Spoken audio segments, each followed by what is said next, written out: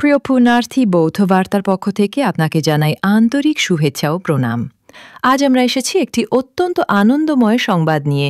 ভারতীয় হাইকমিশনের পক্ষ থেকে বাংলাদেশের বৌদ্ধ তীর্থযাত্রীদের জন্য তীর্থ ভিসা প্রদানের আশ্বাস দেওয়া হয়েছে।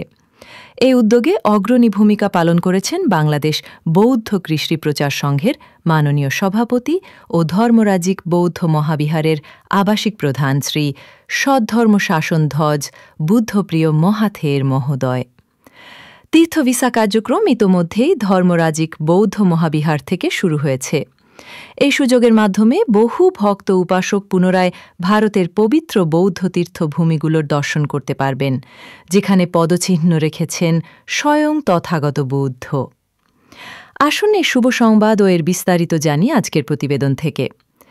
ভারতের তীর্থ ভিসার ব্যাপারে বাংলাদেশ বৌদ্ধ কৃষ্টি প্রচার সংঘের মাননীয় সভাপতি এবং বাংলাদেশ বৌদ্ধ ভিক্ষু মহাসভার সহসভাপতি শ্রী সদ্ধর্ম শাসন ধ্বজ বুদ্ধপ্রিয় মহাথের মহোদয় ভারতের হাই কমিশনারের সঙ্গে গুরুত্বপূর্ণ এক বৈঠকে অংশগ্রহণ করেন। এই বৈঠকে ভারতের পক্ষ থেকে স্বল্প সংখ্যক তীর্থ ভিসা প্রদানের বিষয়ে আশ্বাস দেওয়া হয়েছে।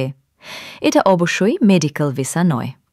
বৌদ্ধ ভিক্ষু ও তীর্থযাত্রীদের জন্য এই ঘোষণা অত্যন্ত আনন্দের ও গুরুত্বপূর্ণ। দীর্ঘদিন ধরে বৌদ্ধ ধর্মাবলম্বীরা ভারতের পবিত্র স্থানসমূহে তীর্থযাত্রার আকাঙ্ক্ষা পোষণ করে আসছিলেন। এবার সে স্বপ্ন পূরণে এক ধাপ এগোল বাংলাদেশ। তীর্থভিসা কার্যক্রমকে দ্রুত বাস্তবায়নের লক্ষ্যে বাংলাদেশ বৌদ্ধ কৃষ্টি প্রচার সংঘে সম্মানিত সভাপতির নির্দেশে একটি কমিটি দায়িত্ব গ্রহণ করেছে। এই কার্যক্রমে সমন্বয়ের দায়িত্ব দেওয়া হয়েছে ধর্মরাজিক বৌদ্ধ মহাবিহারের আবাসিক প্রধান ও ভিক্ষুদের। এ বিষয়ে যোগাযোগের জন্য নিচের দু ভিক্ষুর সঙ্গে সরাসরি যোগাযোগের অনুরোধ জানানো হয়েছে। ভদন্ত নিব্বুতি থেরো, আবাসিক প্রধান, ধর্মরাজিক বৌদ্ধ মহাবিহার। মোবাইল নম্বর স্ক্রিনে দেওয়া হল। ভদন্ত ধর্মরত্ন ভিক্ষু, ধর্মরাজিক বৌদ্ধ মহাবিহার। মোবাইল নম্বর স্ক্রিনে দেওয়া হল। ইচ্ছুক ভক্ত উপাসকগণকে তাদের পাসপোর্টের কপি সহ দ্রুত যোগাযোগ করতে বলা হয়েছে, যেন যথাসময়ে ভিসা প্রক্রিয়া সম্পন্ন করা যায়।